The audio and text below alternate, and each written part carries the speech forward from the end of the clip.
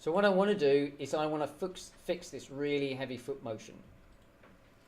And the way to do that is that if I look at frame 0, okay, I'm going to key that because that's a key frame. 16, I'm going to key. 32, I'm going to key because I know those are key frames. But what I want to happen is frame 4, where I've extended the contact period, I now need to fix it so the foot lands on the ground. And this is why I was very careful to ensure that I didn't get this too early on. If you get this animation and you put it in too early on, you're going to be fiddling with it for ages. It's much better to get the basics of the walk right, and then you can come in and do the nuanced stuff. So I'm going to come in here, I'm making sure that I've got local on, and I'm going to rotate the ankle joint until I get that contact. And you can see that knee compressing again. I need that knee compression. That's what adds the nuance to this walk. So you can see now that if I animate, I get a nice foot roll, and then I get a lift. I'm going to do the same with this foot. So I'm going to come in here. I'm going to select the ankle. I'm going to give myself a keyframe. I'm going to go through about 4 frames. And then I'm going to come down and I'm going to bend this foot until I get a nice little bend on the knee. If I don't get it, it's because my pelvis is too high. I need to go back and fix my pelvis. Don't fix it on frame 20. Fix it on 16 or 24. It's probably 24 that's a little bit too high. Let's go back. That's better.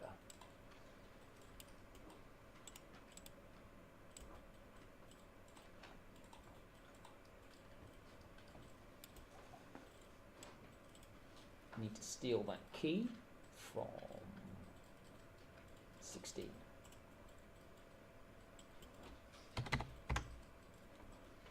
Just a rotation, please.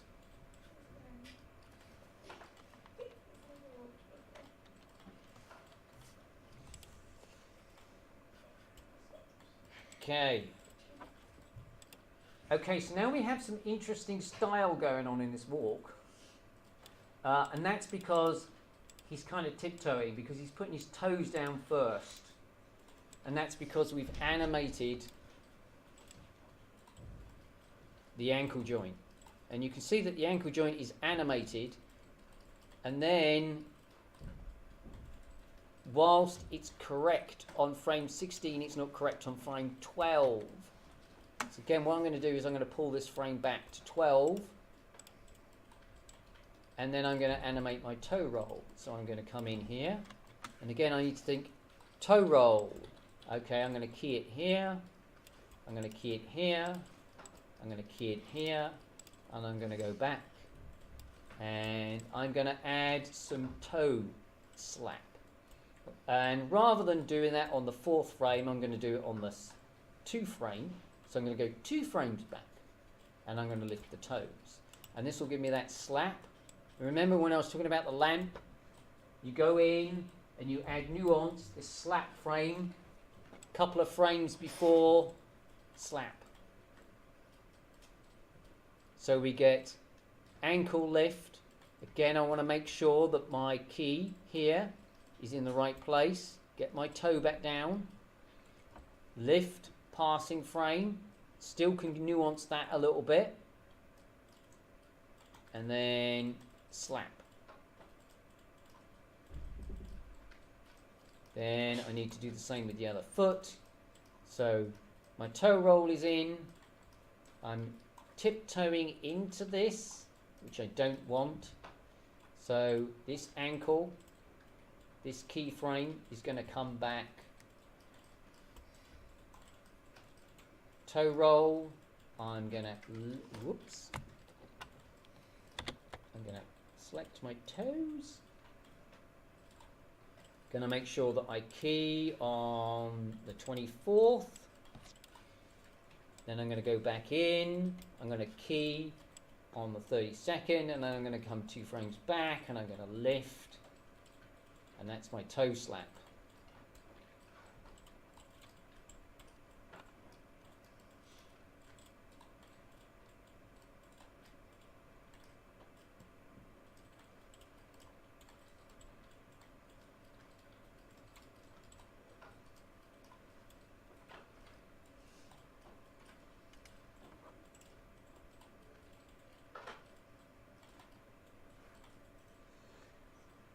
And you can probably tell that adds some real punch into the animation. It feels really solid, really connected.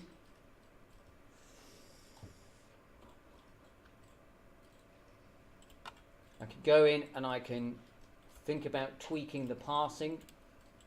Where should this foot be? And again, on the foot control, I need to make sure my impact, I've got a good key on the impact, I've got a good key on the lift. I'm just going to go in and I'm just going to tweak this so that it rolls a little bit. Going to make sure that that's a good contact. Oopsie daisy, it's not a good contact. Let's go back. Let's do that again. This key and this key, good contacts. This key, rolled. Let's look at that. Same with the blue foot. I'm going to go in, going to go to the passing shot. I'm going to key in here, going to key in here, so that I make sure my foot rolls are connect. And I'm going to go back, and then I'm going to roll this foot forwards.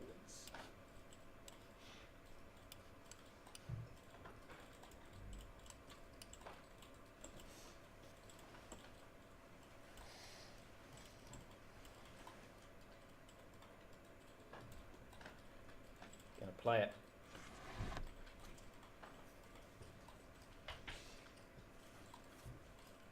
You should find that your character now has some real stomp, some real connection. One of the problems with a lot of kind of novice animation, everything looks really floaty, nothing looks like it connects. This is how you fix the problems. So what you do is you get your contacts. You go in, you do pose to pose. We started with 3 keys on an A-frame. Then we got 5 keys, and we got it really solid. And then we've gone in and we've added all this nuance. And that nuance is delaying keys, so the foot contacts don't last F-frame. They last about 4 frames now. Then we've been looking at tweaking the toes and the ankle.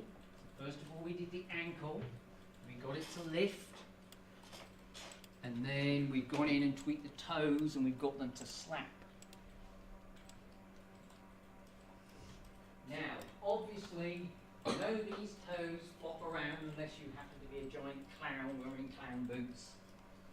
But what we're trying to do is we're trying to exaggerate this and make sure that you can see this is how we cheat. It's how we give a sense of contact. And once we've got that, then I can unhide all and I can go and work on the upper body. So my upper body looks drunk because basically he's just inheriting the motion of the hips and he's swaying all over the place, and he shouldn't.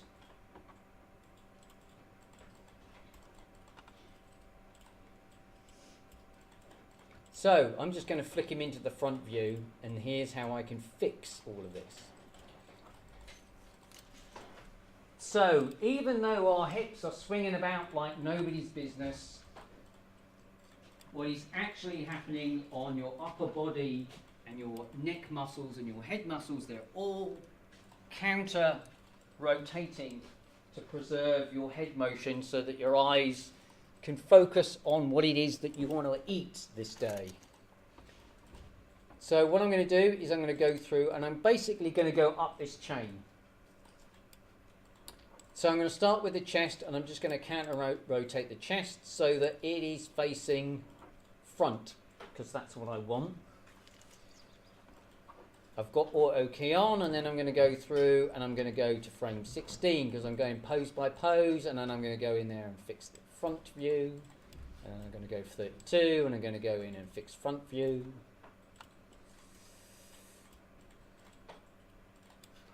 Then I'm going to go back, and again I've done the 3 keys.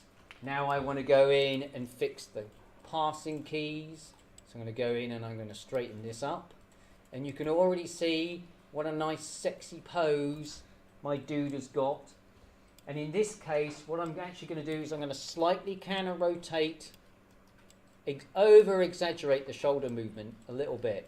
So when his hips are rising, his shoulders are dropping. And then I'm going to do the same thing on frame 24. Hips rising, shoulders dropping, a little bit over the top.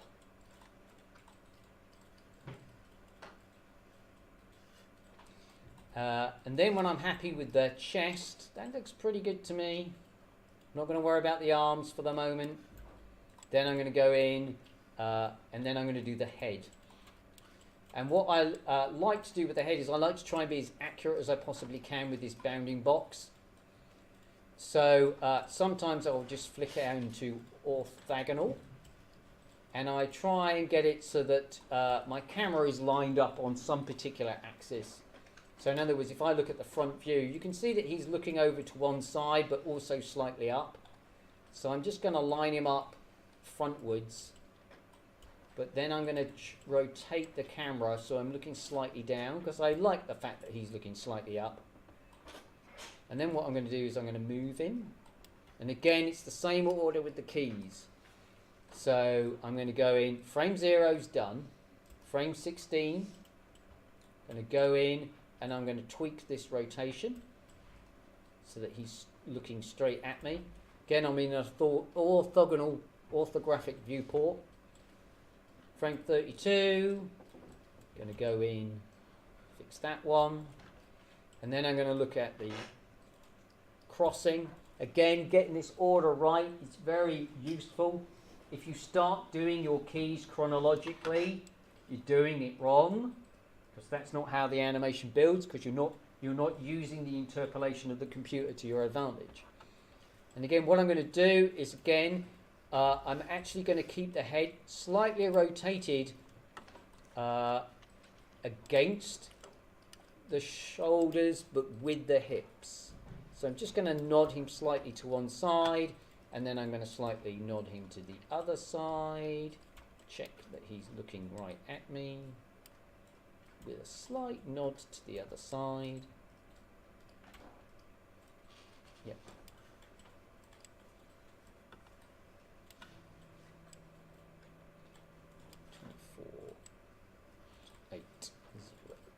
So his head's pretty much upright on the double contacts, that's the A-frame, and he's slightly nodding to one side on the passing. Let's go back to our perspective view and have a look at just how sexy this walk is.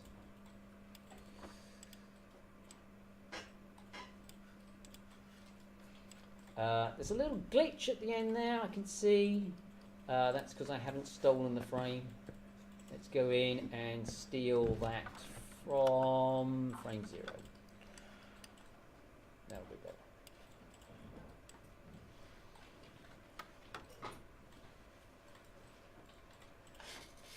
It's a little exaggerated. I could turn it down a lot, but I would rather your animations were exaggerated than tepid.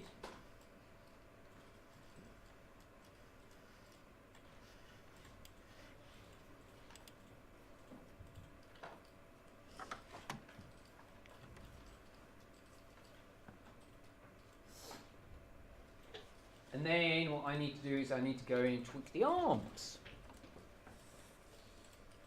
So again, let's just look at this from the front view. Again, I don't have to worry about this quite so much. But the arms, they're using forward kinematics, which means they're rotating nicely.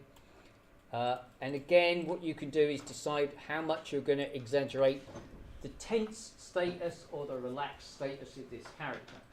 The more relaxed you are, the more your arms tend to flop and lag, and the more tense you are, the more your arms tend to precede the animation. So you need to look at the motion of the arm. So I'm looking at this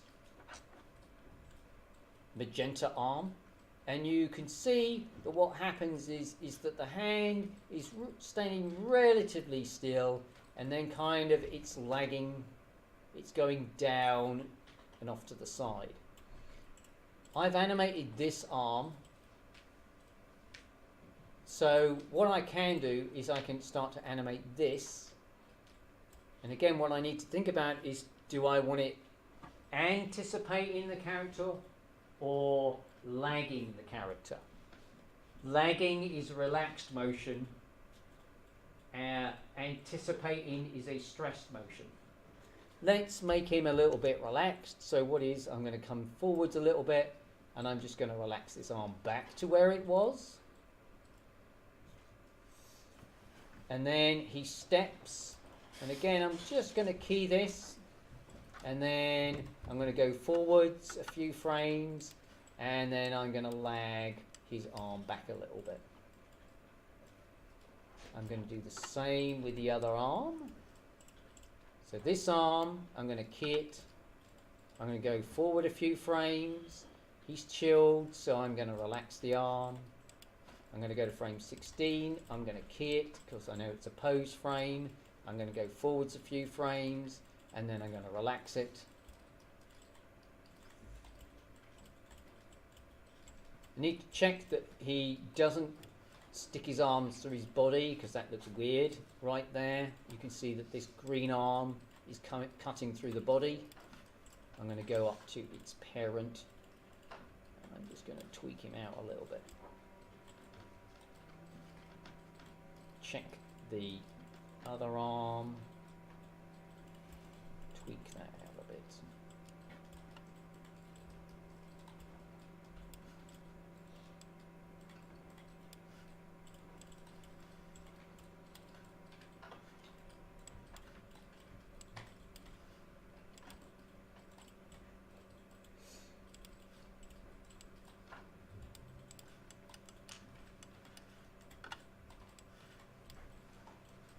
At which point you have a walk cycle.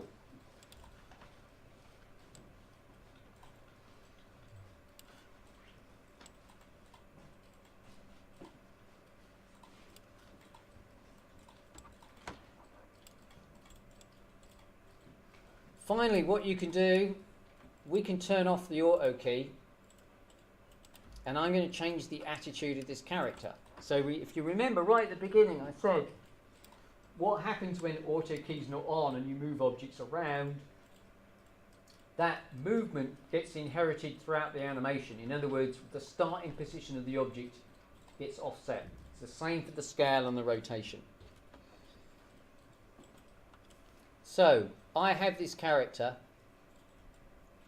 and I can go in and I can start tweaking things like, okay, what happens if I lean him forwards? And then I play the animation. What happens is that pelvis leans forwards for the entire animation. If I lean him right forwards, the pelvis is right forwards for the entire animation. So obviously, if you pick something that you've already animated, it can be a bit weird and it might not necessarily work. But let's go in and say we tweak something that we haven't animated and that I'm allowed to tweak. Chest, chest. Oh, I've animated the chest. Let's just move him a little bit forwards. Not going to let me. Fine.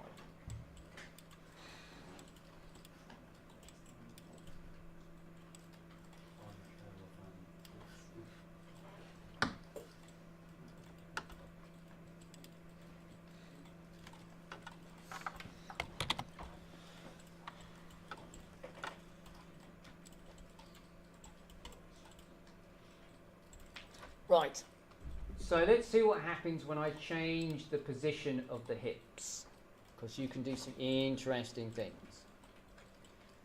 If I drop the hips down, I start to get a sneak animation for free.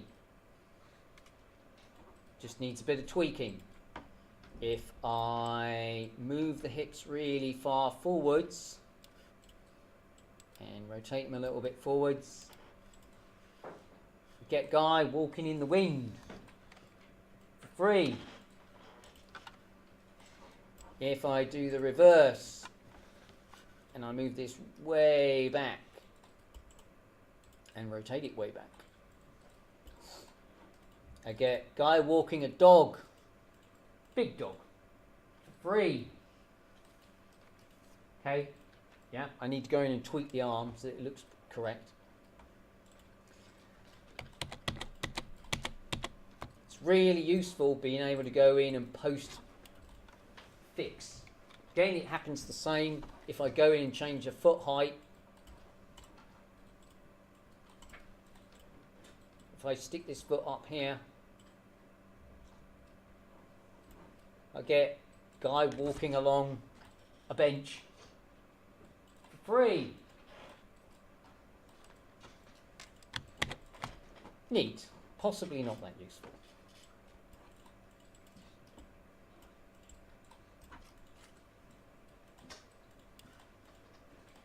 Okay, so in a little bit I'm going to come round